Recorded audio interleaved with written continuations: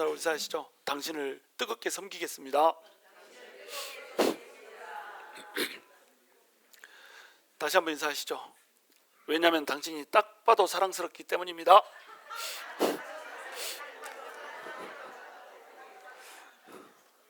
별로 안 웃긴데 막 웃네요. 딱 봐도 사랑 안스럽습니까? 딱밤 높게 생겼습니까? 아, 사랑스러워요. 자, 오늘은 교회다운 교회를 이루자. 하나님의 말씀 함께 묵상할 수 있도록 하겠습니다. 이제 첫 교회가 시작됩니다. 이 예루살렘 교회가 우리 인류 역사상 첫 번째로 세워진 교회. 물론 뭐 구약 시대에 광야 교회가 있고 뭐 이랬지만 교회라고 하는 이름으로 예수 그리스도의 몸된 교회, 예수 그리스도의 피값으로 사신 교회, 이게 시작되는 것은 바로 예루살렘 교회, 오늘 세워지는 이 교회가 첫 번째 교회인 겁니다. 이 첫 번째 교회에 첫 인상이 있어요. 여러분, 첫 인상이 굉장히 중요하잖아요. 저도 첫 인상이 되게 좋은 편이잖아요. 좋은 편입니다. 제가 이제 여기 총회를 가면요, 목사님들이 딱 와가지고 이제 처음 보는 목사님들 만나잖아요. 그러면 저를 보고 첫 마디가 그거예요. 어머, 인상이 참 좋으시네요. 믿거나 말거나. 이 첫 인상은 어디서 나오냐? 이 심령에서 나옵니다. 근데 이 심령은 어디서 나오냐? 바로 성령에서 나오는 겁니다. 그러니까 성령님이 충만한 사람은 얼굴에 드러나게 돼 있습니다. 숨길 수가 없어요. 얼굴에서 나오는 이 주체할 수 없는 그 빛을 숨길 수가 없습니다. 근데 심령이 온통 먹구름으로 가득 차 있잖아요. 아무리 이 펜을 딱 입에다 물고 웃는 연습을 해도 그 웃음이 가짜라는 게 다 드러납니다. 여러분, 그런 분 보셨어요? 그 출세하려면 웃음을 잘 웃어야 됩니다. 그래서 웃는 방법 가르쳐 줄게요. 이걸 물고 계속 볼펜을 물고 있으면 억지 웃음이 웃어집니다. 근데 그것은 다 들통이 납니다. 진짜 웃음이 아니거든요. 웃는 것은 연습을 통해서 하는 게 아니고 우리 심령 속에 진짜로 하나님의 빛이 딱 들어가면은 나도 모르게 막 웃음이 터져나오고 그 얼굴이 고정되고 또 고정되다 보면 그냥 인상 자체가 변하는 겁니다. 성령님께서 원하시는 그런 인상으로 얼굴로 변하는 거예요. 교회 인상도 똑같습니다. 교회에 딱 들어오면 사람들이 교회마다 갖는 인상이 있잖아요. 그 인상들이 뭘로 결정될 것 같아요? 교회는 건물이 아닙니다. 교회는 사람들이 돌아가지고 와, 건물이 너무 이쁘다 이렇게 해가지고 그 교회에 성도가 들어왔다 그러면은 그 교회는 건강한 교회가 아닙니다. 진짜 교회는 누가 교회냐면 이 성도가 교회인 거예요. 근데 딱 들어왔는데 성도들의 얼굴이 막 번쩍번쩍 하잖아요. 그러면 어머머머, 이 교회는 뭐가 이렇게 나돈 되니? 막 이렇게 하면서 이 교회에 머물고 싶어지는 겁니다. 근데 왔는데 막 똥 씹은 얼굴로 쳐다보고 막 텃세하고 막 이러면은 이 교회는 진짜로 있고 싶지 않은 교회가 되는 거예요. 그러니까 교회라고 하는 것에도 뭐가 있다? 첫 인상이 있다. 그러면 첫 교회가 생길 때 이 처음으로 생긴 예루살렘 교회에 첫 인상이 있을까요, 없을까요? 첫 인상이 있습니다. 오늘 첫 교회의 첫 인상이 어땠는지 이걸 이제 나누는 거예요. 근데 그 교회는 어떻게 태동이 됐어요?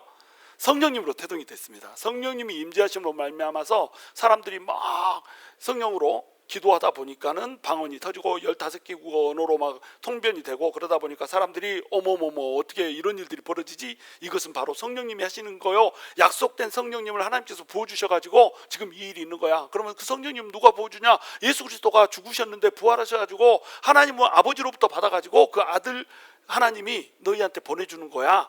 그것이 지금 예언된 것이고 그대로 이루어졌다? 이렇게 설명을 해준 겁니다. 근데 있잖아, 그 예수님을 너네가 십자가에다 못 박아 죽여버렸다? 이렇게 얘기한 겁니다. 그러니까 유대인들이 가슴이 벌렁벌렁했어요. 어머, 우리가 예수님을 십자가에다, 하나님의 아들을 십자가에다가, 그리스도를 십자가에다 못 박아 죽여버렸네. 어찌할꼬? 이렇게 한 겁니다. 어찌할꼬? 하니까 어쩌긴 뭘 어째, 회개하고 죄사함을 받으라. 그러면 성령을 선물로 받으리라. 이렇게 해가지고 3,000명이 그날 성령 그 세례를 받아버렸습니다. 3,000명이 세례를 받았다는 것을 여러분 생각해 보세요. 자, 예수님을 당신의 주로 믿습니까? 아멘. 하나님의 교회에서 함께 하기를 믿습니까? 아멘. 이렇게 해가지고 한 사람당 들어가는 시간이 가장 짧게도 몇 분 들어가겠어요? 1분은 들어가겠잖아요. 담 갖다 빼려면. 물 있는 데로 또 가야 되잖아. 물 있는 데로 가서 담 갖다 뺐다를 3,000명을 해야 됩니다. 1분씩 잡아도 몇 명? 3,000명. 120문도가 그냥 좋다고 생각을 해보세요. 그래도 몇 명씩 맡아야 돼. 그러니까 하루 종일 세례를 한 거예요. 하루 종일 물에다 담갔다 뺐다 그걸 한 겁니다. 아마 그 다음날까지 했을 수도 있어요.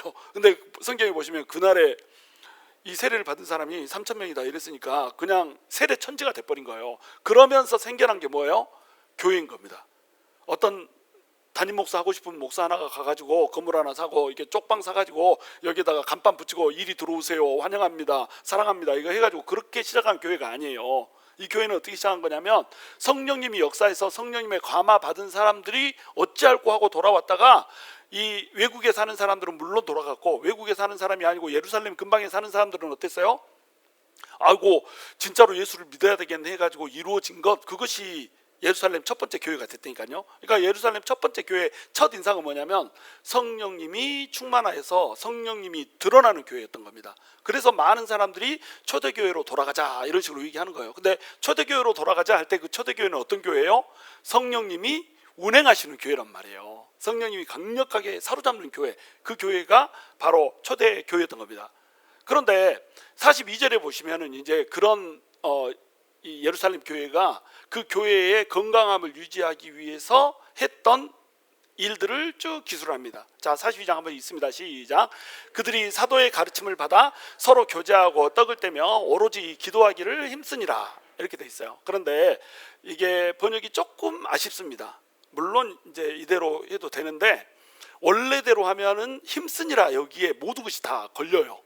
그러니까 그들이 사도의 가르침을 받기를 힘쓰니라, 그들이 서로 교제하기를 힘쓰니라, 그들이 떡을 떼기를 힘쓰니라, 그들이 오로지 기도하기를 힘쓰니라 이렇게 되어 있습니다. 몇 가지? 4가지. 그러니까 초대교회는 4가지가 있는 교회였다. 건강한 교회는 뭐가 있다? 4가지가 있는 교회다 이겁니다. 건강한 교회는 4가지가 있습니다. 4가지가 있습니다. 첫 번째 뭐가 있다고요? 사도들의 가르침이 있습니다. 두 번째 교제가 있습니다. 세 번째 떡을 떼는 게 있습니다. 네 번째 기도하는 게 있습니다. 자, 이제 사도의 가르침부터 설명합니다. 조금 시간이 걸릴 거예요. 이거 설명하는데 시간 굉장히 한 줄인데 되게 말하고자 하는 바가 많습니다. 사도의 가르침, 그러면 사도의 가르침은 사도들이잖아요. 12명의 사도들이 가르치는데 가르침은 단수로 되어 있습니다. 그러니까 가르침이 하나였다는 거예요, 여러 개였다는 거예요? 가르침이니까 한 가지 가르침을 줬어요. 그 한 가지 가르침이 뭐였을까요? 예수 그리스도였습니다. 예수님을 가르쳤습니다. 그러니까 예수님의 생애와 예수님의 설교, 예수님이 행동으로 보여줬던 설교와 입으로 했던 설교를 그대로 전파해 준 거예요. 이게 사도들의 가르침입니다. 그러니까 사도들은 예수님이 성도들의 심령 가운데 중심이 되는 것을 가르쳤어요. 여러분, 우리가 그 하나님의 백성답게, 하나님의 자녀답게 살지 못하게 하는 게 뭔지 아세요? 자기 중심성입니다. 우리 현대교회가 망가진 이유가 뭐냐면 이 자기 중심성 때문에 망가졌어요. 예수를 믿는데 내 안에 예수가 왕이 아니고 누가 왕이에요? 내가 왕입니다. 전부 주님 앞에 나와서 기도하고 막 이렇게 또 예배 드리고 그러는데 그 끝에 뭐가 있냐면 예수님을 조정해 가지고 어떻게 하면 내가 복 받을까에 관심이 가 있어요. 이걸 자기 중심성이라고 부르는 겁니다. 이 자기 중심성을 뭐라고 하냐면 우상 숭배 이렇게 부르는 겁니다. 자기 중심성이 탐심을 낳고 이 탐심이 우상 숭배거든요. 그래서 제가 금요일 날에도 말씀드렸지만 사탄 숭배교에서 사탄을 숭배하라, 나를 경배하라 이렇게 가르치지 않습니다. 사탄 숭배교에서 가르치는 게 뭔지 아세요? 네 인생은 네 것이다 이거 가르칩니다. 네가 하고 싶은 대로 해. 무엇이 됐건 네가 하고 싶은 것을 그대로 행하면 돼. 네 인생의 주인은 너니까 이렇게 가르치는 거예요. 그러면 이제 이거 좋다. 교회 가면은 맨날 하나님의 뜻대로 해라 이렇게 했는데 사탄 교회 왔더니 세상에 내 맘대로 하라네, 내 맘대로 해로 이게 죄가 안 되고 이것이 덕이라네, 이러면 복을 준다네 이렇게 가지고 자기 자신을 채우는 일들을 막 하게 됩니다. 그러면은 자기가 주인이 되는 게 아니라 누가 주인이 된다고요? 마귀가, 사탄이 주인이 되게 되는 거예요. 그렇게 교묘하게 찾아와 가지고 마음의 이 중심 자리를 차지하고 싶어 하는 게 이 마귀란 말이에요. 그러니까 자기 중심성은 철저히 누가 만들어 놓은 덫이다? 마귀가 만들어 놓은 덫입니다. 네가 잘 돼야 돼. 네 인생의 주인은 너야. 네 뜻대로 살아야 돼. 이것이 사실은 마귀가 주는 첫 번째 꼬임이었어요. 맨 처음에 인간이 타락할 때 하와한테 찾아가죠. 하와한테 찾아가서 뭐라고 합니까? 선악과를 따먹어. 이거 따먹으면 네가 하나님처럼 될 거야. 이거잖아요. 네가 하나님처럼 될 거야. 이 말이 무슨 말이에요? 네 인생의 주인은 너야, 하나님이 아니야. 이렇게 꼬신 겁니다. 그래가지고 그래? 내가 하나님처럼 될 수 있다고 이렇게 하고 선악과를 딱 따먹었는데 결과적으로 누구한테 넘어가 버렸어요? 마귀한테 넘어가 버렸다니까요. 이게 마귀의 전략입니다. 그러니까 자기 중심성에 빠져서 내 인생에 내가 주인이라고 생각하고 나만 소중하고 나만 챙기고 내가 제일 불쌍하고 내가 제일 슬픈 사람이고 또는 내가 제일 잘난 사람이고 내가 제일 똑똑한 사람이고 하여튼 부정적이 됐건 긍정적이 됐건 내 자신이 가장 중요한 내 인생의 중심의 자리를 차지하고 있다면 그것이 자기중심성이고 그 자기중심성이 뭐냐면 우상 숭배라는 거예요. 그것이 나를 숭배하는 것이고 나를 숭배하는 것인데 결국은 누구를 숭배하는 것으로 결과가 된다고요? 마귀를 숭배하는 것으로 결과가 돼버린다고 하는 겁니다. 그러니까 이 자기중심성을 버려야 되거든요. 근데 이 사도의 가르침은 어떤 가르침이었냐면 내 중심성을 버리고 예수 그리스도를 중심에다 놓는 가르침이었습니다. 자기를 부인하고 자기 십자가를 지고 예수 그리스도를 따르게 하는 가르침, 그 가르침이 사도들의 가르침이었어요. 이것이 말씀입니다. 그러니까 말씀이 터가 돼야 돼요. 모든 교회의 터는 말씀입니다. 말씀이 약해져 버리잖아요. 말씀이 무너져 버리잖아요. 그러면 이것은 뭐하고 똑같냐면 모래 위에다가 집을 짓는 거하고 똑같습니다. 모래에다 집을 지어놔도 집이 서 있습니다. 기초공사 안 해도 집 서 있습니다. 어쩔 때는 풍랑이 없을 때는. 그런데 예수님이 이런 예를 들잖아요. 너희가 반석 위에다 집을 지을래? 모래 위에다 집을 지을래? 반석 위에다 집을 지은 사람은 비가 내리고 바람이 불고 창수가 일어도 절대 넘어지지 않는다. 그런데 모래 위에다 집을 짓는 사람은 비가 내리고 바람이 불고 창수가 일면은 집이 무너진다. 이렇게 설명을 했거든요. 이 반석 위에 지은 집 할 때 반석이 뭐라고요? 예수 그리스도고 예수 그리스도는 말씀으로 표현된 겁니다. 말씀입니다. 그러니까 말씀이 약하다 그러면 그 교회는 반드시 무너지게 되어 있습니다. 성도도 말씀이 약하다 그러면 그 성도는 반드시 망하게 되어 있습니다. 이 비, 바람, 창수 이 세 가지를 예수님이 비유로 들면서 이 세 가지를 든 이유를 여러분 아시나요? 비는 어디서 내립니까? 위에서 내립니다. 그러면 바람은 어디서 불죠? 옆에서 붑니다. 창수는 어디서 나옵니까? 밑에서 나옵니다. 그러니까 위, 옆, 아래, 위, 아래, 위, 아래, 상하이, 상상하이 이거 있죠? 위, 아래로 죄송합니다. 위, 아래로 환란이 올 때가 있단 말이에요. 바람이 불 때가 있다는 겁니다. 핍박이 올 때도 있고요. 내 뜻대로 인생이 안 풀릴 때도 있어요. 위에서 내리는 비는 하나님이 그것을 그냥 의도적으로 부르려고 꼬아버릴 때도 있습니다. 그리고 아예 밑에서부터 이 옆에서부터 사람들이 막 공격을 해가지고 바람을 불어가지고 이렇게 로마 제국의 핍박이나 뭐 유대 정치 지도자들의 핍박이나 이 핍박처럼 막 바람이 불게 이렇게 할 때도 있고요. 밑에서 아예 마귀가 그냥 그 창수가 일어나듯이 들고 올라가지고 이렇게 그 연단을 위해서 하나님께서 허락하시는 것이긴 하지만 시험을 줄 때가 이렇게 있단 말이에요. 트라이얼을 줄 때가 있고 템테이션을 줄 때가 있고 이렇다는 겁니다.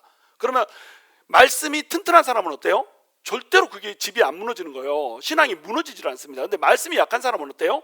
획가닥 무너져 버리는 거예요. 교회도 어때요? 말씀이 약한 교회면 획가닥 무너져 버리는 겁니다. 그러니까 우리가 성령의 은사, 성령의 능력 막 이렇게 얘기하지만 말씀이 없고 성령의 은사만 있으면 어떻게 될까요? 성령님의 능력, 기적, 표적 막 이렇게 나타나는 교회인데 말씀의 기반이 너무 약해. 그럼 어떻게 될까요? 이 교회는 1년 안에 쪼개집니다. 왜 그러냐? 사람들이 교만해. 자기를 드러내고 싶어. 그래서 환상이 딱 보였다. 그러면 어떻게 생각하는지 아세요? 내가 거룩해서 환상이 보이는 걸로 생각해. 막 하나님의 음성이 들렸다. 그러면 나는 특별한 사람인 걸로 생각해.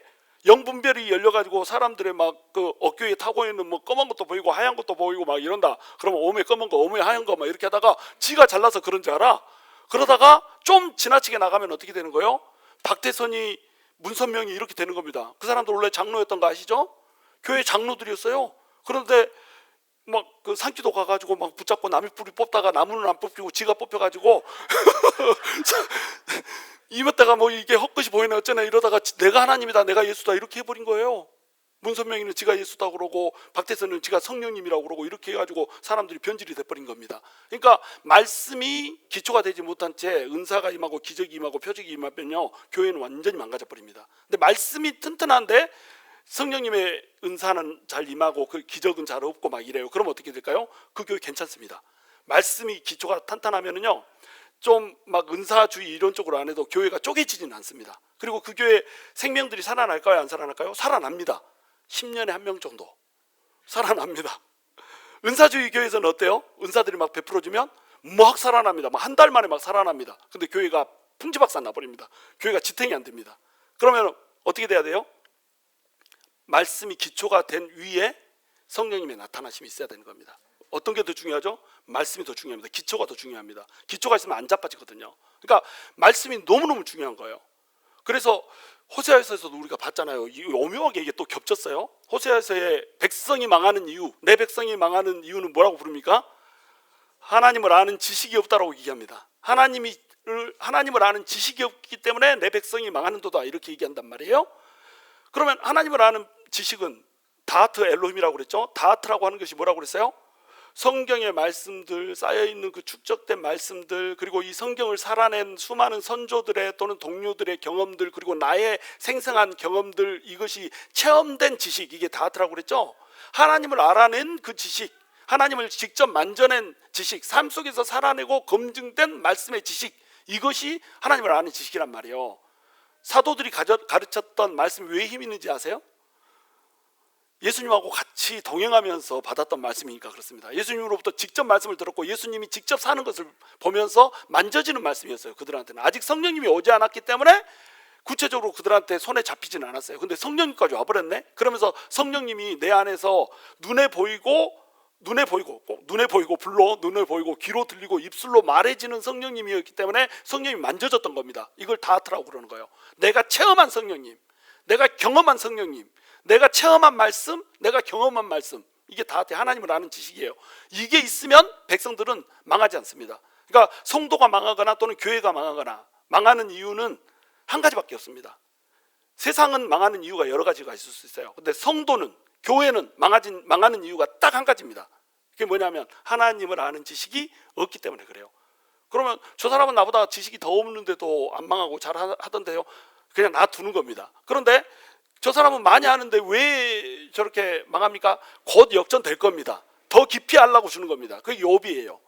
욥 같은 경우에는 하나님을 아는 지식이 많았습니다. 그런데 한 가지 모르는 지식이 있었습니다. 그게 뭐예요? 착한 사람은 잘 되고 악한 사람은 잘 안 되고, 이것이 그가 아는 지식이었어요. 근데 세상은 그렇게 되는 거 아니거든요. 착한 사람이 못 되는 경우도 있거든요. 악한 사람이 잘 되는 경우도 있거든요. 왜냐하면 종국에 하나님께서 심판하실 것이기 때문에. 욥이 추가돼야 되는 하나님에 대한 지식이 있었습니다. 그러니까 하나님을 아는 지식이 온전하지 않아서 욥한테도 뭐가 왔다? 환란이 왔다, 이렇게 생각하면 틀림이 없어요. 그러니까 하나님을 아는 지식이 각각의 더 깊은 지식이 있기 때문에 이 지식을 알기 위해서 하나님을 더 깊이 체험해서 알게 하는 거, 이것이 하나님의 목적이니까요. 근데 이 지식이 없으면 백성들은 아예 초장부터 망가지는 거예요. 근데 이 지식이 없는 이유가 뭐라고 그랬어요? 하나님을 아는 지식이 없는 이유, 교회가, 성도들이 하나님을 잘 모르는 이유, 그 이유가 뭐라고 그랬어? 목사 잘못이라니까요. 목사가 말씀을 안 가르쳤단 말이에요. 왜 안 가르쳤냐? 이 구약에서 이제 호세아에서 제사장이 말씀을 안 가르친 이유, 사람들이 거룩하게 살아버리면 자기한테 오는 돈이 없었던 겁니다. 사람들이 죄를 지어야 속죄 제사를 드리고 제사 드리러 오잖아요. 근데 사람들이 돈을 많이 벌어야지 또 제사도 풍성하게 드리잖아요. 그러니까 돈을 많이 벌어라는 겁니다. 돈 벌기 위해서 죄를 지으라는 겁니다. 그래서 죄를 지었거든 가만히 있지 말고 와서 속죄 제사를 드리라는 겁니다. 속죄 제사를 드리면, 속죄 제사 드릴 때 제사의 제물은 누구예요? 제사장이 갖는데 다 갖는 것은 아니고 뒷다리하고 가슴살 뜯어먹습니다. 이것이 제사장들이 갖는 제물이었어요. 제사장들한테 특별히 그걸 줬습니다. 그러면 뒷다리하고 이 가슴살을 갖는데 10번 죄를 지어버렸어. 그래가지고 10배 돈을 많이 벌어버렸어. 그러면은 이 사람은 아이고 찜찜한 거예요. 죄를 짓고 돈을 벌었으니까 잘 안 될 것 같아. 얼른 가서 뭘 해야 돼요? 속죄 제사를 지내는 겁니다. 남들 속여먹은 돈 가지고 가가지고 그것을 일부를 떼가지고 와서 용서해 주십시오 이렇게 해가지고 제사 드리면 하나님이 딱 용서를 해준다니. 그러니까 용서 받고 가가지고 또 더 큰 죄를 져서 100명한테 뜯어먹어가지고 고농 받고 와서 이제 또 그 중에 10분의 1 가지고 또 제사를 딱 드립니다. 그러면은 그렇게 제사를 많이 드리면 드릴수록 누가 이기해요? 제사장이 이기요. 그러니까 제사장이 안 가르쳐 버렸어요. 목사가 교회에서 이러고 있으면 그 교회는 망한다라고 하는 겁니다. 성도들이 밖에서 막 죄를 지어서 돈을 많이 막 벌어오는데 은행 강도짓을 해서 100만 불을 헌금한다 그러면 왔다 출처가 뭡니까 물어보지도 않고, 응? 막 안수기도 해주잖아요. 이 성도를 복되게 해주셔가지고 돈을 이렇게 헌신했는데 세상에 막 이렇게 하면서 더 많이 찍어 눌러주고 이렇게 하면은 교회가 어떻게 된다? 망한다. 누구도 망한다? 성도도 망한다. 누구도 망한다? 목사도 망한다. 이런 목사의 성도들은 어떻게 됩니까? 똑같이 그렇게 됩니다. 그래서 이것을 뭐라고 부른다고요? 그 밥에 그 나물. 콩나물이 쉬면은 밥도 쉰다. 밥이 쉬면 콩나물도 쉰다. 콩나물 비빔밥을 만들었는데 콩나물이 쉬었어. 그러면 콩나물만 발라내고 밥 먹을 수 있어요? 아닙니다. 그러면은 밥이 쉬었어. 그러면 그 밥은 덜어내고 콩나물 다른 밥에다 얹어서 먹을 수 있어요? 아니요. 그 밥에 그 나물이요. 다 같이 쉬는 거예요. 그러니까 목사도 하나님의 지식을 전하기 위해서 피를 갈아넣고 뼈를 갈아넣어서 똑바로 말씀을 전해야 되지만 성도들도 말씀을 전하면 그 말씀을 자기 말씀으로 받고 똑바로 받아서 이게 선순환을 해야 된다는 거예요. 그런 교회가 진짜 교회가 되는 겁니다. 그래서 사도의 가르침을 받아서 이렇게 돼 있잖아요. 사도들이 가르쳤어요. 12명의 사도들이 직접 경험한 예수님, 직접 체험한 성령님을 막 가르치면서 십자가의 도가 뭔가를 가르쳤단 말이에요. 이렇게 가르쳐놔야지 교회가 망하지 않는다는 겁니다. 또 누구도 망하지 않는다는 거예요? 성도도 망하지 않는다는 거예요. 자, 그리고 그 다음에 서로 교제하기를 힘을 썼습니다. 이때 교제를 헬라어로 뭐라고 부를까요? 여러분 잘 아는 단어인데 코이노니아. 우리 교회는 진짜 너무 잘해. 코이노니아, 코이노스에서 왔죠. 코이노스 뭐 영생장로교회 이런 교회도 있는데 코이노스라고 하는 뜻은 무슨 뜻입니까? 공동회 이런 뜻입니다. 함께 나누는 막 이런 뜻이에요. 거기에서 이제 코이노니아가 왔거든요. 이 코이노니아는 무슨 뜻이에요? 교제, 함께 나눔 막 이런 뜻이에요. 뭘 함께 나눌까요? 영혼 육을 나눈다 이렇게 생각을 하면 되겠어요. 뭐 여기서 뭐 2분설 3분설 막 이런 거 따지면 안 돼요. 영적인 것을 나누고 우리의 마음을 나누고 우리의 육신을 나누는 겁니다. 그러니까 육신적으로 나눈다는 것은 물질적인 걸 나눈다는 거거든요. 이제 이것을 나누는 것을 위해서 힘을 써야 됩니다.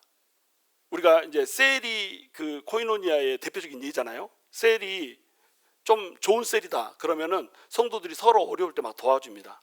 이사한다고 그러면 이삿짐도 막 같이 싸주고, 또 좀 재정적으로 힘들다고 그러면 재정도 좀 도와주고, 또 그 어떤 일할 게 있으면 같이 품앗이도 좀 해주고 막 이렇게 합니다. 육신적으로 이렇게 막 잘해주는 일을 합니다. 이런 셀을 어떤 셀이라고 하냐면 좋은 셀 이렇게 부릅니다. 그런데 그보다 그냥 좋은 셀로 있으면 안 된단 말이에요. 이 좋은 셀로 머물러 있으면 이 셀은 하급 셀입니다. 하급 셀. 그거는 당연한 거야. 그렇죠? 그러면 그보다 더 좋은 셀은 뭐예요? 마음이 만져지는 셀입니다. 마음이 만져지는 셀이 되려면 어떻게 해야 되는지 아세요? 두 가지를 나눠야 됩니다. 첫 번째는 은혜를 나눠야 됩니다. 어떤 은혜? 내가 받은 은혜를 나누는 거예요. 하나님께서 나한테 이렇게 해주셨어. 이렇게 해주셨어. 그러면 이게 사람들한테 내가 받은 은혜처럼 전파가 되는 거예요. 이런 거 막 은혜를 나눴는데 사람들이 나 저놈한테 뭐 은혜를 주고 나한테는 안 주고 진짜 하나님 뭐요? 이렇게 생각하면은 이 교회는 육적인 교회가 되는 거예요. 근데 진짜로 교회가 좋은 교회면 어떠냐면 이 셀이 은혜를 나눌 때 그 상대방이 받은 은혜, 형제 자매가 나눈 은혜가 내 은혜가 돼버립니다. 근데 그보다 더 좋은 셀이 있습니다. 그건 뭐냐면 내가 말씀을 붙잡고 살아낸 것을 나누는 겁니다. 이 두 가지를 나누는 거예요. 한 가지는 하나님이 나한테 부어주신 은혜, 이렇게 엉망으로 살았어도 은혜를 줬어요. 이것만 나누고 있으면 이 셀은 그냥 그저 그렇고 그런 셀입니다. 진짜로 셀은 어떤 셀이 돼야 되냐면 내가 내 인생이 뜻대로 풀리지 않고 내 마음대로 되지 않았음에도 불구하고 예수 그리스도를 붙들고 이렇게 살아냈어요. 내가 말씀을 붙들고 한 해를 이렇게 살아냈어요. 오늘 일주일을, 오늘 하루를 이렇게 살아냈어요. 그랬더니 하나님께서 이루 말할 수 없는 은혜를 나에게 부어주셨어요. 이런 식으로 간증을 하는, 이게 진짜로 좋은 셀을 만드는 겁니다. 그런데 그보다 더 좋은 셀은 뭘까요? 영적인 교제가 나눠지는 겁니다.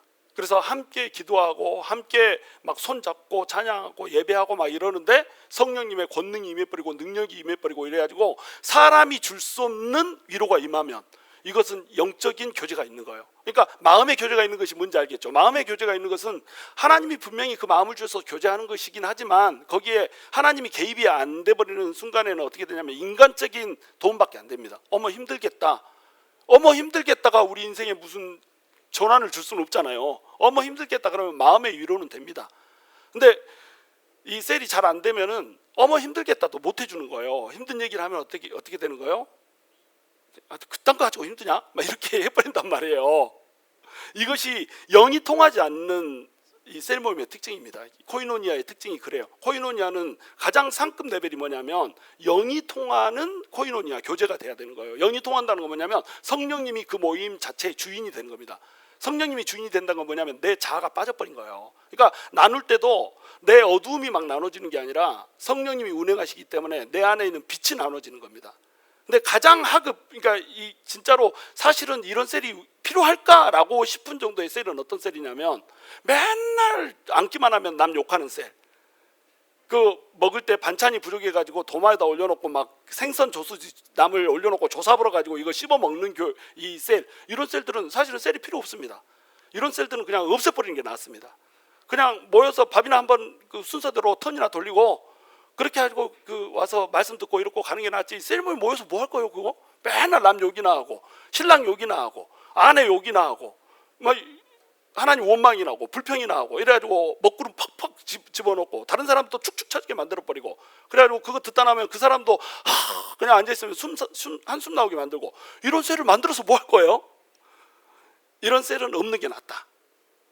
기본적으로 서로 물질을 나누는 육적인 이런 교제에서부터 시작해서 마음이 나눠지는 마음의 교제를 넘어서 영의 나눔이 있어야 됩니다. 진짜로 성령님이 주인이 된 셀이 되잖아요. 코이노니아가 되잖아요. 그러면은 거기에서 능력이 있고 역사가 있는 겁니다. 함께 기도하고 함께 돌파하고 함께 또 마음을 나누고, 이 마음 나누는 게 성령님이 주인이 되면 성령님의 마음이 나눠진다니까, 내 마음이 아니고. 그러니까 성령이 주도하는 셀이 돼야 돼요. 이게 코이노니아는 그래 결국 뭐냐면 성령님이 주도하는 교제입니다. 내가 주도하는 교제가 아니에요. 코이노니아에 성령님이 빠져버리면, 하나님이 빠져버리면 이 모임 자체는 그냥 썩은 모임이 되는 겁니다. 안 모이는 게 나아. 자, 그리고 세 번째가 이제 떡을 떼며입니다. 이 떡을 뗀다라고 하는 것이 두 가지로 나뉩니다. 떡을 떼는 것은 성찬과 애찬입니다. 이 사람들은 모이면 떡을 뗐어요. 성찬을 했어요. 근데 이 성찬을 하는 것이 예배 예식 중에 하나였습니다. 우리는 지금 이제 성찬식을 잘 안 하잖아요. 특별히 우리 교회 같은 경우는 성찬식을 조금 잘 안 하는 편인데, 이때 당시에는 성찬이라고 하는 것이 갖고 있는 개념이 너무너무 중요했습니다. 물론 우리한테도 중요하죠. 근데 이 개념이 흐려져 버렸어요. 매너리즘에 빠져버려 가지고 이제 성찬의 이 의미 자체를 생각을 안 하면서 성찬을 하는 경우가 너무 많단 말이에요. 근데 원래 이들한테 성찬이라고 하는 개념은 뭐냐면 연합이었습니다. 이 그리스도인들에게 두 가지의 성례가 있는 거 아시죠? 첫 번째 성례는 뭡니까?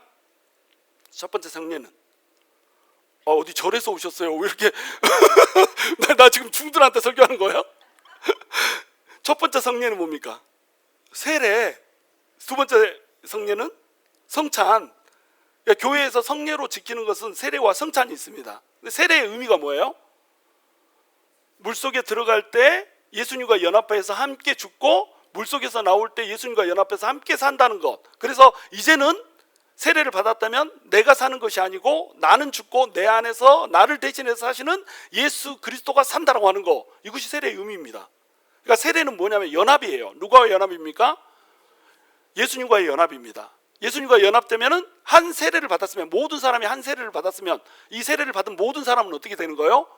예수님과 함께 또 연합되는 거예요. 우리가 예수님과 딱 연합이 돼가지고 다 엮여져 있는데 같이 그 세례를 받아버렸어요. 그러면 사람들이 어때요? 이렇게도 엮여진다고 하는 겁니다. 이게 세례의 개념이에요. 그러니까 세례는 연합입니다. 예수님과의 연합이고 형제 자매와의 연합이고, 한 세례를 받았으면 너네는 전부 다 한 공동체다, 이런 뜻이 되는 거예요. 그러면 성찬은 뭐 하는 겁니까? 예수님의 살을 먹는 거잖아요. 예수님의 피를 마시는 거잖아요. 그러면 예수님의 피와 살을 마시고 먹을 때에 우리한테 어떤 일이 벌어지죠? 예수님의 피가 내 피가 되는 거예요. 예수님의 살이 내 살이 되는 거예요. 영적으로 성령님이 임해서 우리가 예수님과 뭐가 되는 겁니까? 연합이 되는 겁니다. 그러니까 세례도 연합이고 성찬도 연합이란 말이에요. 그런데 예수님의 살을 마셔가지고 내 살이 예수님의 살이야. 예수님의 피를 마셔가지고 내 몸의 피가 예수님의 피야. 그런데 옆에 있는 다른 성도도 예수님의 살과 피를 마셨어요? 안 마셨어요? 마셨단 말이. 그러면 우리 속에 흐르고 있는 피는 누구의 피예요? 예수님의 피란 말이에요, 영적으로. 그리고 우리 살은 누구의 살이에요? 예수님의 살이란 말이지. 그러면은 아버지가 같으면 새끼들은 전부 다 한 혈통으로 이어진 거야. 피가 같은 거야. 이런 걸 뭐라고 불러요? 이런 걸 가족이라고 부르는 겁니다. 자, 그래서 성찬이 갖는 의미는 뭐냐면 너네가 한 살과 한 피를 마셨기 때문에 그 살과 그 피가 흐르는 한 가족이다, 이런 뜻이 되는 거예요. 세례도 똑같고 성찬도 똑같습니다. 그래서 이 사람들은 성찬식을 할 때 어떻게 했냐면 큰 이런 통이 있어요. 그릇이, 이만한 큰 그릇이 있습니다. 여기에다가 포도주를 다 붓고는 이 포도주를 분잔하겠습니다, 이렇게 하지 않았습니다. 이것을 돌려가면서 마셨어요. 일부 때는 그거 원샷 때린다고 그러던데, 그렇게 하면 큰일 나고 원샷 안 때리고. 누가 그런 건지 알겠죠? 누가 그런지 여러분 다 알아요. 누가 그런지 알겠죠? 그러니까 이 포도주를 이렇게 큰 대야에다 원샷을 때는 게 아니고 한 모금 찔끔 하고 옆에 사람한테 돌리면 또 한 모금 찔끔 이렇게 돌렸던 겁니다. 그러면 이 피는 누구의 피? 예수의 피. 한 그릇에 있는 예수의 피를 우리가 한 그릇에서 마셨다는 거예요. 그러니까 우리는 뭐라는 겁니까? 한 가족이라는 겁니다. 그러니까 성찬이 끝나고 나면 뭘 한 거예요? 성찬이 끝나고 나면 애찬을 한 거예요. 애찬은 이 성찬식이 끝나고 나면 같이 모여 앉아서 식사를 한 겁니다. 우리도 예배 끝나고 나면 같이 나가가지고 식사하잖아요. 집에 가서 맛있는 거 먹을 수도 있고 식당 가서 맛있는 거 먹을 수도 있어. 근데 굳이 여기 앉아서 피자 쪼가리 뜯고 앉아있다는 말이지. 왜 피자 쪼가리를 뜯고 앉아있어요? 피자가 맛있어서 그런 게 아니요. 그 피자가 같이 나누면서 우리는 한 식구다라고 하는 것을 말해주기 때문에 먹는 겁니다. 그러니까는 밖에 나가서 그 필레미뇽 뜯고 있는 것보다 여기서 피자 뜯고 있는 것이 더 의미가 있다 없다? 더 의미가 있는 겁니다. 그것이 더 소중한 겁니다. 그러니까 여기서 우리가 피자 먹고 있다니까요. 그 피자를 먹으면서 우리는 뭐라는 것을 증명하는 거예요? 한 가족이라는 것을 증명하는 겁니다. 그래서 초대교회 때 이 사람들은 44절 한번 봐보세요. 시작. 믿는 사람이 다 함께 있어 모든 물건을 서로 통용하고 또 재산과 소유를 팔아 각 사람의 필요를 따라 나눠주며, 이렇게 됐습니다. 자기에게 있는 재산을 전부 다가 갖다가 바쳐버렸습니다. 그래가지고 없는 사람이고 있는 사람이고 똑같이 다 먹고 살아라, 이렇게 한 거예요. 다 통용을 해버렸습니다. 자, 그러면 내가 벌어온 돈인데 이것은 네가 써라. 써도 아무렇지 않아. 이렇게 얘기하는 할 수 있는 집단은 어디밖에 없어? 가족밖에 없는 거예요. 내가 돈 벌어왔는데 갑자기 이미정 집사님이 한 10,000불만 주세요, 목사님. 왜요? 돈 필요한데 목사가 줘야지 당연히. 이렇게 하면은 내가 화가 나, 안 나? 화는 안 날지라도 저 여자가 이런다냐 막 이렇게 하겠죠. 막 말도 떨린다 이렇게 하겠죠. 왜 이렇게 할까요? 엄밀히 따지면 가족은 아니야. 그렇죠? 사랑하는 성도지만 가족은 아니라. 주라고? 잠깐 조금 통장에 얼마 있는가 봐볼게. 엄밀히 따지면 가족은 아니란 말이에요. 근데 가족은 어때요? 내가 돈을 벌었어. 내 새끼는 돈을 벌었어요, 안 벌었어요? 한 푼도 번 적이 없어. 근데 너무 떳떳하게 내 집에 와가지고 심지어는 안방에도 가끔씩 들어와서 내 침대에서 잠을 자버리네 이게.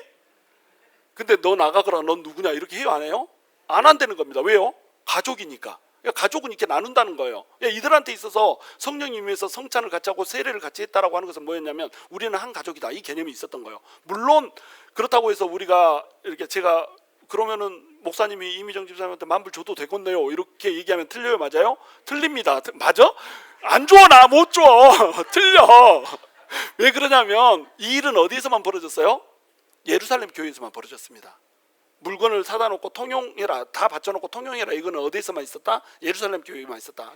예루살렘 교회만 초대교회가 아닙니다. 그때 당시에 사도 바울이 막 전도해서 복음을 전해서 개척한 교회들 다 초대교회입니다. 그 초대교회들이 뭐 갈라디아 교회 있고, 그 다음에 빌립보 교회 있고, 무슨 데살로니가 교회 있고, 고린도 교회 있고, 베레아 교회 있고, 또 에베소 교회 있고, 이렇게 교회들이 있지만 물건을 사다 놓고 통용해가지고 다 너네가 나눠서 살아, 이런 교회는 단 하나도 없어요. 어디만 있어요? 예루살렘 교회만 있었던 겁니다. 왜 그랬을까요? 우리 가난했기도 했죠. 가난했기도 했고 그렇기 때문에 나누고 막 이러긴 했지만 하나님께서 보여주고자 하는 게 있었습니다. 시사하고자 하는 게 있습니다. 첫 교회의 첫 인상, 이걸 보여주고 싶은 거예요. 교회라고 하는 것의 첫 인상을 보여주고 싶은 겁니다. 교회는 어떤 곳이냐? 이런 곳이다. 어떤 곳? 너네가 내 피와 내 살로 하나가 돼서 가족이 되는 교회, 이런 교회가 내가 원하는 교회다, 이거였던 거예요. 근데 그렇게 돼버리면은 데살로니가 교회에서 생긴 문제가 뭐였어요? 일을 안 하는 것들이 생겨버린 겁니다. 주님이 곧 오신다고 하니까 주님이 곧 재림하면 우리가 뭐 일을 하냐 이래가지고 일을 안 하는 것들이 있었어요. 근데 일을 안 해도 주님이 오시기 전까지 먹긴 먹어야 되잖아요. 그러니까 배고프니까 누구한테 뜯어먹었어요? 일을 열심히 한 성도들을 뜯어먹어 버렸다니까요. 근데 다 통용하자 이렇게 되면 어떻게 돼요? 일 안 하는 것들만 넘쳐나 버릴 수도 있다는 겁니다. 그러니까 사유조사는 그대로 보존이 됐던 거예요. 그러면서도 성도들은 어떻겠습니까? 어렵다는 성도들이 있으면 자기가 어려워도 쪼개서 냈습니다. 빌립보 성도들이 부자여서 예루살렘 교회에 헌금한 게 아니었습니다. 성경을 유심히 읽어보면 너네가 없는 중에 쪼개가지고 예루살렘 성도들을 위해서 힘에 넘치도록, 분에 넘치도록 헌금했다 이렇게 나옵니다. 내 힘에 넘치게 헌금을 했어요. 이민정 집사님 혹시 힘들면 말해. 만불은 못 줘도 혹시 몰라. 분에 넘치게, 힘에 넘치게 했단 말이에요. 왜? 가족이니까. 주님 안에서 가족이니까. 그래서 애찬을 했던 거예요. 여러분 이제 우리가 예배 드리고 나서 애찬을 하고 가잖아요. 애찬을 하고 가는 그게 어떤 의미를 갖냐면 우리는 한 가족입니다. 나는 당신을 사랑합니다. 왜 사랑하냐면 예수 그리스도가 나랑 같이 가족이 됐고 당신도 내 가족입니다. 이렇게 고백하는 거란 말이에요. 그러니까 애찬을 하는 겁니다. 그래서 이렇게 부엌도 좁고 막 이런데 거기서 막 좁아 터진 데서 막 이렇게 기름 튀어가면서 우리가 볶고 지지고 해가지고 먹는 이유가 뭐다? 우리가 한 가족이니까 그렇게 한다는 거예요. 그리고 이제 네 번째, 기도하기를 또 힘썼습니다. 기도하기를 힘쓴다 할 때 이 기도는 여러분 어떤 기도를 했을 것 같아요? 어떤 기도를 했을 것 같아요? 마태복음에 나오는 지상 명령을 기도했습니다. 이들의 기도 제목은 뭐였냐면 하나님께서 이 땅끝까지 복음을 전하라고 했는데 땅끝까지 복음을 전하는 데 있어서 우리에게 힘을 주소서라는 기도를 했어요. 이들의 기도는 철저히 하나님 나라에 대한 기도였습니다. 왜 그랬냐면 예수님이 곧 온다고 믿었습니다. 예수님이 가시면서 내가 곧 오리라 속히 오리라 이러고 가셔버렸거든요. 내가 속히 오리라 이랬기 때문에 자기들은 사도 바울부터가 예수님은 자기가 죽기 전에 올 거라고 믿었습니다. 이것을 뭐라고 그러냐면 임박한 종말론 이렇게 부르는 거예요. 이 가르치는 사람이 임박한 종말론을 가르쳤습니다. 주님이 곧 오신다. 너 죽기 전에 오신다. 막 이렇게 가르쳤던 거예요. 그러니까 배우는 사람들도 어떻게 배워요? 아, 주님이 곧 오시겠구나. 주님이 곧 오시면은 우리가 다른 기도를 할 필요 뭐 있겠나? 주님이 오시기 전까지 땅끝까지 복음 전하는 거 이것을 이 사명을 안고 우리 기도해야 되지 않겠나? 이렇게 기도했던 겁니다. 그러니까 그들의 기도 제목은 뭐 여러 가지 기도 제목이 있었지만 결국 어디로 통했냐면 딱 한 가지로 통했어요. 깔때기처럼 한 가지로. 뭘로 통했습니까? 하나님의 나라, 잃어버린 영혼, 전도, 선교 여기로 통했습니다. 그리고 또 더 덧붙인다면 구제, 힘들고 어려운 사람 위해서 더 드릴 수 있도록 더 많은 것을 주시옵소서. 그런 기도를 했기 때문에 바나바 같은 경우에는 그냥 전 재산 똥 내놔버릴 수 있단 말이죠. 아나니아와 삽비라 전 재산 팔아가지고 내놓으려다가 일부 취한 거 있잖아요. 이것도 훌륭한 거잖아요. 근데 성령님은 그들 죽여버리잖아요. 왜 죽였을까요? 지금 그런 사람 죽인다고 생각하면 여기 대부분 다 죽어야 돼요. 그렇잖아요. 여기서 우리 전 재산 판 사람이 누가 있어요? 아나니아와 삽비라 전 재산 팔았습니다. 그 중에 일부 내고 일부만 감췄어. 훌륭해요, 안 훌륭해요? 훌륭합니다. 내 통장에 내가 전부 해가지고 한 90% 딱 현금해버리고 10% 내가 딱 이렇게 해서 얼마 없지만 그렇다고 생각해보세요. 10%는 내가 감추고 90% 내가 헌금했어. 그러면 나한테 훌륭하다고 할 거예요? 아니면 너 죽어라 이럴 거예요? 죽어라 그래요? 훌륭하다 할 거잖아. 왜 그래요? 시대가 달라, 시대가. 그러니까 이 첫 번째 교회, 이 교회는 전체 교회가 가져야 되는 첫 인상이라는 겁니다. 교회는 이래야 된다라고 하는 것을 가르치는 겁니다. 전적으로 이렇게 할 수는 없다고 할지라도 모습은 이래야 된다는 걸 가르치는 거예요. 그러니까 어떻게 했다고요? 전 재산을 터서 넣을 정도로 하나님한테로 완전히 자기들의 집중이, 관심이 그냥 포커스 돼버렸다는 겁니다. 이런 교회를 하나님은 원하신다는 거예요. 또 하나님께서는 이런 성도를 원하시는 겁니다. 물론 지금 전 재산 팔아서 바치라는 얘기를 하는 게 아니에요. 지금 우리는 우리의 삶을 살아야 됩니다. 지금 임박한 종말론 우리도 가져야 되지만 내일 당장 온다 막 이렇게 하면서 우리가 우리 전 재산 바쳐라 막 이렇게 되면 이게 이단이 되는 거예요. 근데 우리가 그런 교회는 아니지 않습니까? 또 우리 교회는 이단 아니니까. 그러니까 자기 삶을 영위하는 거예요. 그러나 우리의 초점은 어디 있어야 된다는 거예요? 하나님한테 초점이 가 있어야 된다는 거예요. 내 자기 중심성이 없어야 된다는 겁니다. 이 자기 중심성이 있어버리면 모든 것을 자기 마음대로 하고 싶어 해요. 교회에서도 이렇게 하자 했는데 이렇게 안 해주면 어떻게 합니까? 속이 팩상해. 또 어떤 사람은 이렇게 하자 했는데 그렇게 사람들이 반대 의견을 내면 어떻게 합니까? 그냥 찍 주고 눌러버리고 지 마음대로 해버리고 막 이렇게 합니다. 그러면은 교회가 어때요? 상처투성이가 되는 거예요. 그러니까 성도들이 어쩝니까? 집에서 예배 드리잖아요. 나는 교회 가서 예배드리면 상처나 받지. 내가 한 3군데 교회를 다녀봤는데 상처를 엄청나게 입어버렸어. 그러니까 나는 교회 안 나갈 거요. 이렇게 하고 집에서 예배 보는 사람들 많죠. 이분들을 우리가 탓할 수도 없습니다. 왜? 교회만 나오면 상처받는 게 현실이니까. 그럼 이거 어떻게 해야 돼요? 이런 일들은 왜 벌어지는 거예요? 자기 중심성 때문에 벌어진다는 거예요. 집에서 예배드리는 그분도, 또 그분을 상처받기 위해서 집으로 내몰아버린 우리도 내 속에 있는 자기 중심성 때문에 나만 그냥 살아서 움직이기 때문에 사람들이 상처받고 아프고 다치고 다 이렇게 되는 거예요. 그러면 교회는 어떻게 됩니까? 팍싹팍싹 깨져버리는 겁니다. 43절 함께 읽습니다. 시작. 사람마다 두려워하는데 사도들로 말미암아 기사와 표적이 많이 나타나니, 이렇게 돼 있죠. 사람마다 뭐 했다? 두려워했다. 교회를 두려워했습니다. 이 사람마다 할 때 사람들은 아마 성도들일 겁니다. 성도들이 두려워했습니다. 두려워했다는 것은 호러가 아닙니다. 막 귀신 나와가지고 엄마 무서워 이거 아니고, 구미호가 간 한번 패먹어보자 막 이러니까 엄마 무서워 이런 것이 아닙니다. 이때 두려워하는 뭐예요? 호러가 아니라 fear입니다. fear는 뭐냐면 하나님을 경외하는 겁니다. 아, 교회가 이런 곳이구나. 교회에 하나님이 역사하시구나. 와, 교회에 정말로 하나님께서 주인이시고 하나님께서 운행하시고 하나님께서 통치하시구나. 이런 마음들이 있었습니다. 왜 그러냐면 사도들로 말미암아 기사와 표적이 많이 나타났습니다. 기사와 표적이 막 나타나 버려요. 아나니아와 삽비라 딱 재산 일부를 숨겼잖아요. 근데 베드로가 알아버리잖아요. 귀신같이 알아버립니다. 너 숨겼지? 막 이렇게 얘기하면서 물어보지도 않고 네가 어찌하여 숨겼느냐 막 이렇게 해버립니다. 또 그 아내가 오는데 아내한테도 어찌하여 숨겼느냐, 그러니까 어찌하여 숨겼느냐 할 때마다 그냥 죽어버립니다. 그러면 이런 것들을 보면서 성도들은 어떻게 생각하겠어요? 어떻게 알았지? 죽은 것은 죽은 거고 먼저 어떻게 알았지? 이것부터 궁금할 거 아니에요. 어떻게 한 거예요? 성령님이 가르쳐 준 겁니다. 지식의 말씀의 은사로 그냥 딱 알게 해줘 버린 거예요. 자, 그러면은 성도들은 어떻게 되겠어요? 아이고, 나도 잘못하면 내 마음속에 있는 모든 것이 하나님 앞에 드러나겠구나, 이런 생각이 들겠죠. 그러니까 그들한테는 어떤 마음이 있었냐면, 하나님이 무섭다 이런 게 아니고 하나님 안에서 즐거움을 누렸습니다. 하나님 안에서 기쁨을 누렸습니다. 그러나 그러면서도 그들 속에서는 하나님에 대한 경외감이 있었단 말이에요. 하나님이 기뻐하지 않을 수도 있겠다. 이것이 우리한테는 그렇게 하면 하나님 안 기뻐해, 그러거나 말거나 난 할 거야, 우리 이렇게 하잖아요. 근데 하나님의 능력이 나타나잖아요. 그래서 하나님이 그 교회에 일하심이 나타나잖아요. 그러면 그 교회에서는 그런 일이 싹 사라져 버립니다. 이 교회가요, 분열되고 싸우고, 내가 뭐 최근에도 막 내 귀에 들어오는 막 교회들의 이 삼라만상이 막 들어옵니다.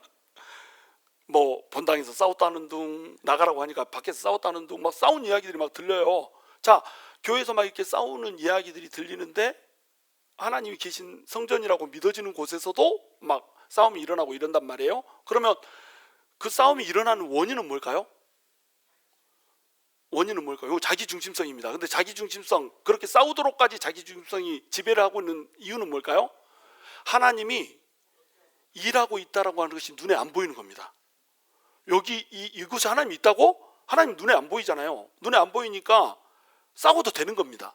근데 하나님이 일하고 있다는 것은 어떻게 나타나는 거예요? 하나님이 우리 눈에 안 보이기 때문에 우리가 성령의 은사들로 인해 가지고 막 그 기적이나 표적이나 이런 것들이 나타나거나, 사람들이 변하지 못할 사람들이 변하거나 막 이런 일을 경험하면 어떻게 돼요?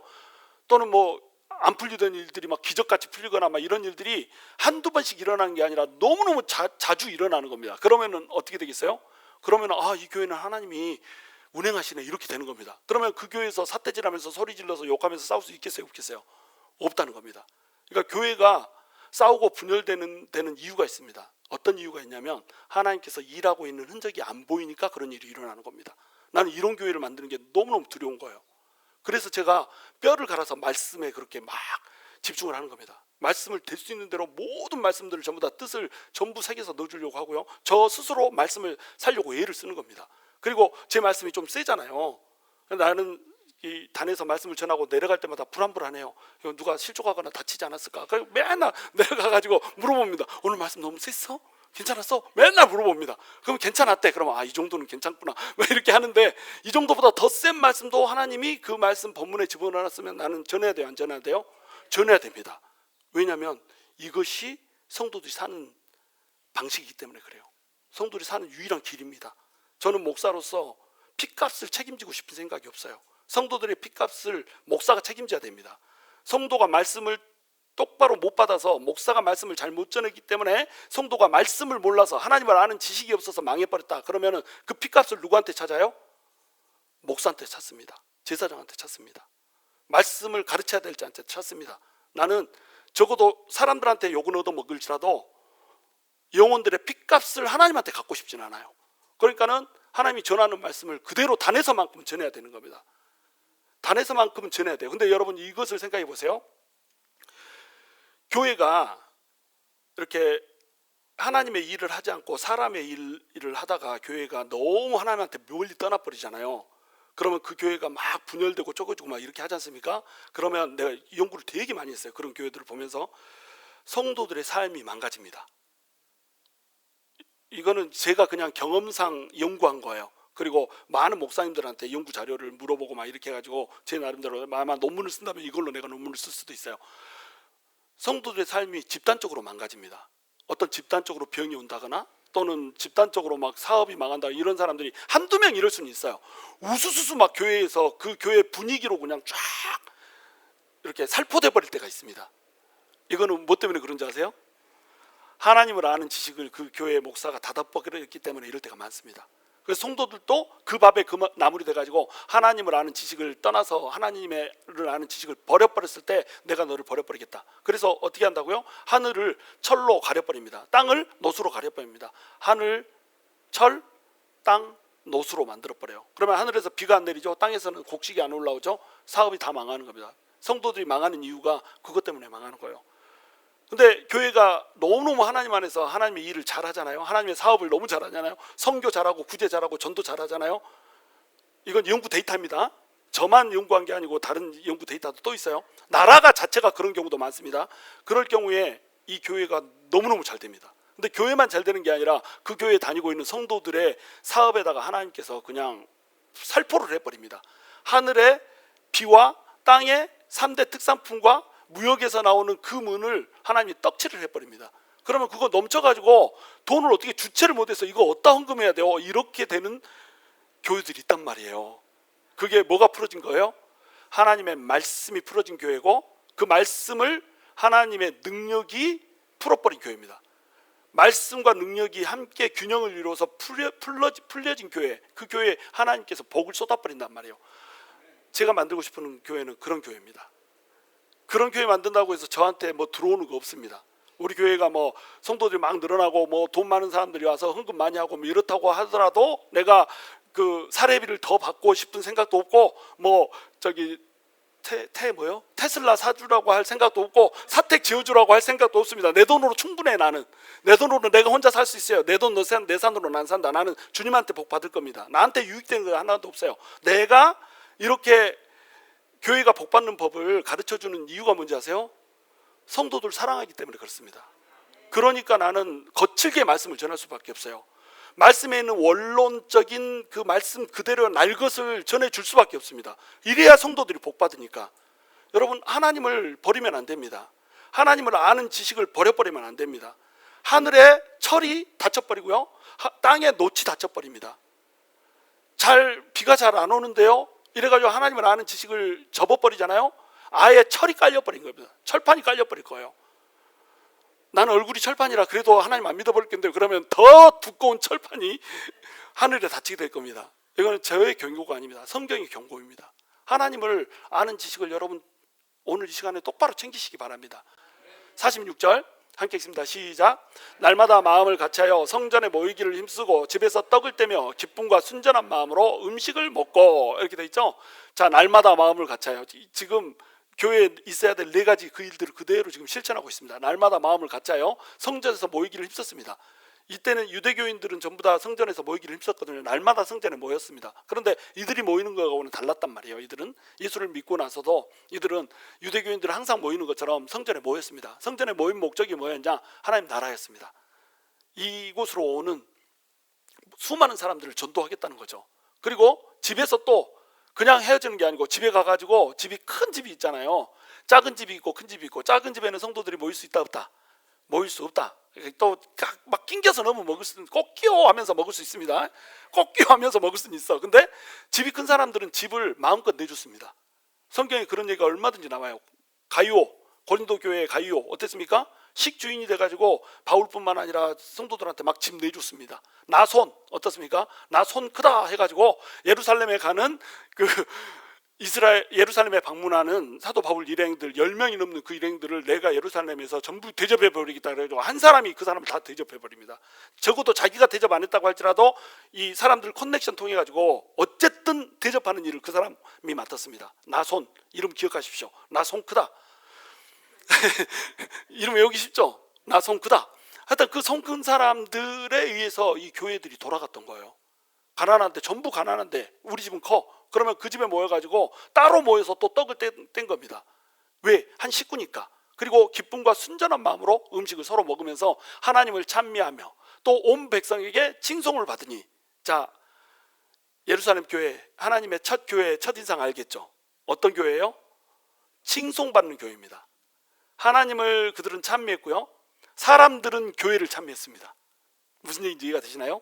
교회가 예루살렘 성의 한 중앙에 있고 그 교회가 하나님을 찬미하면 이 주변에 있는 사람들은 교회를 찬미했습니다. 교회가 이렇게 돼야 됩니다. 교회가 세상에 답을 줄 수 있는 교회가 되고 희망을 줄 수 있는 교회가 돼야 돼요. 그래서 이 교회가 핍박을 받는다 할지라도, 환난 가운데 있다 할지라도 칭찬받는 교회가 돼야 됩니다. 노마 황제한테 보내는 플린이라고 하는 사람이 보낸 편지, 이런 편지에 보면은 그때 당시에 예수를 거절하지 않는 사람, 예수를 부인하지 않는 사람들을 막 처형했다, 이런 내용의 편지들이 있습니다. 근데 이 기독교인들에 대해서 이 사람이 품평을 해놓은 게 있어요. 이들은 모일 때에 서로 근친상간하고 전부 형제자매라고 불렀는데 형제자매가 부부가 되기도 하고 막 이랬지 않습니까? 그리고 그 성찬식을 했기 때문에 이 사람들을 뭐라고 불렀냐면 살인자 막 이렇게 불렀습니다. 식인종 이렇게 불렀습니다. 왜냐하면 예수님의 살과 피를 먹는다는 거야. 그러니까 예수님의 살과 피를 먹는다고 그러면 어떻게 되는 거예요? 이게 식인종이지 뭐야. 그렇게 불렀습니다. 그리고 또 형제 자매라고 부르면서 서로 막 사랑하고, 우리가 형제 자매여 서로 사랑하자 이래가지고 서로 섞여서 막 지내고 밥도 같이 먹고 이렇게 막 삽니다. 그러니까 그들을 뭐라고 불렀어요? 근친 상간자들 막 이렇게 불렀거든요. 언니 오빠 하는데 또 부부요. 예? 그러니까 근친 상간자들 이렇게 불러서 이 사람들은 전염병 같고 아주 더럽고 근친 상간자고 식인종이고 이렇게 소문이 났는데, 내가 막상 그들을 신문에 배운 결과 이들은 그저 예수님이 부활했다라고 하는 이상한 것을 믿을 뿐 너무너무 착하고 선량하고 법 없이도 그냥 살 수 있는 이런 사람들입니다. 이렇게 써놓은 편지가 있다니까요. 그러니까 그들은 인정을 받았습니다. 성도들이 인정을 받았어요. 예수 믿는 사람들은 달라도 멋이 다르다, 인정을 받았어요. 여러분 주변 사람들한테 어떠세요? 인정 받으십니까? 저거는 뭐가 달라도 다르네, 인정 받으세요? 그래, 뭐가 달라도 다르다. 야 진짜 더럽고 추하고 안 믿는 것보다 나보다 더하다. 야 막 이렇게. 와, 저것이 권사냐? 권사라고. 와, 저기 목사라고. 우와, 막 이렇게 되고 있지 않아요? 실제로 우리 그렇게 되는 경우가 얼마나 많습니까? 교회에서도 교회 성도들인데 성도들끼리 서로 인정 못 하잖아요. 저게 성도냐? 야, 저게 목사냐? 야, 이렇게 하다가 이빨 다 빠지냐? 쯧쯧쯧 하다가. 우리 성도들끼리도 서로 저게 목사냐, 저게 권사냐, 저게 장로냐 이러고 있습니다. 그러니까 우리가 얼마나 사실은 칭송받지 못하게 살고 있냔 말이에요. 이렇게 칭송받지 못하게 살고 있는 이 인상이 사실은 하나님께서 원하시는 인상이 아니었다는 겁니다. 하나님께서 원하셨던 인상, 그 인상은 첫인상에 찍혀 있어요. 초대교회의 첫인상. 그 인상은 뭐냐면 서로 사랑하고 아끼고 위하고 나누고 섬기고, 그리고 손잡고 나가서 또 하나님의 사랑을 전하고, 이런 교회가 하나님의 첫 인생이니까요. 여러분도 이 인상을 가져야 되는 겁니다. 우리 교회에 누가 들어와도 이 교회는 왜 이렇게 웃고 다녀요? 다 넋이 나갔나? 막 이렇게 전부 다 나사가 빠졌나? 이렇게 생각될 정도로 입이 이렇게 웃는 연습하라는 얘기 아닙니다. 이것은 어떻게 가능해요? 성령이 여러분 앞에 충만히 거할 때만 가능해지는 겁니다. 여러분, 이 욕심을 가지십시오.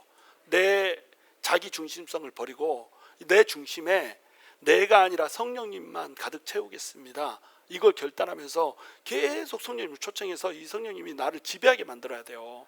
그래서 내 얼굴에 내가 책임을 져야죠. 내가 지나가면 막 구름 기둥이 불기둥 구름 기둥이 나를 쫓아다니면 안 되잖아요. 예수님의 하나님의 불기둥 기둥이 아니라 어두운 그 구름 기둥이 다크하게 달리고 막 나한테 오는 그 불 같은 화가 막 불기둥을 이뤄서 막 이렇게 하고 이런 사람이 되면 안 되잖아요. 우리가 다른 불기둥 구름 기둥이 되면 안 되잖아. 그래서 그 사람 옆에 있으면 왠지 불안하고 그 사람 옆에 있으면 왠지 아파지고 그 사람만 옆에 있으면 막 상처가 나고 이런 사람이 우리가 되면 안 된단 말이에요. 조종하고 컨트롤하고 혼내고 윽박지르고 찌르고 그런 교회에서 상처받은 사람들이 얼마나 많냔 말이에요. 그러면 그런 교회에서 상처받아가지고 그 사람들이 예수님을 떠나거나 또 하나님을 떠나면 그 핏값 누구한테 받아요? 그 핏값 나한테 받는다니까요. 우리가 다 왕같은 제사장이라 내가 한 영혼을 실족해 하잖아요. 실족해 한 그 사람에 대한 핏값을 내가 받는 겁니다. 그러면서 하늘 땅이 닫히는 거예요. 여러분 하늘 땅을 닫히게 하지 마십시오. 하늘 땅은 열으라고 열려 있는 겁니다. 하늘 땅은 하나님이 닫은 적이 없어요. 누가 닫았어요? 내가 닫았습니다. 하나님이 샤타 열어놓으면 자 은혜 줄게 하고 샤타 열어놓으면 누가 닫아요? 아니 되었어요. 하나님이 자 곡식 나게 해줄게요. 샤타 딱 열어주면 또 어때요? 아니야 됐다니까요. 드르르르. 우리 왜 이렇게 사냔 말이죠. 하나님을 아는 지식이 없으니까. 여러분 우리가 정말로 하나님을 아는 지식으로 꽉 찼으면 좋겠어요. 그리고 성령님으로만 우리 속을 채워서 우리 교회 성도들 모두 그리고 우리 교회 자체가 하나님의 복을 막 받아서 이 복을 가지고 나를 위해서 사는 것이 아니라 내 주변에 힘들고 어려운 사람들을 위해서 또 아직 예수를 알지 못하는 사람들을 위해서 마음껏 쓰고 베푸는 이런 교회가 될 수 있게 되기를 주님의 이름으로 축원합니다.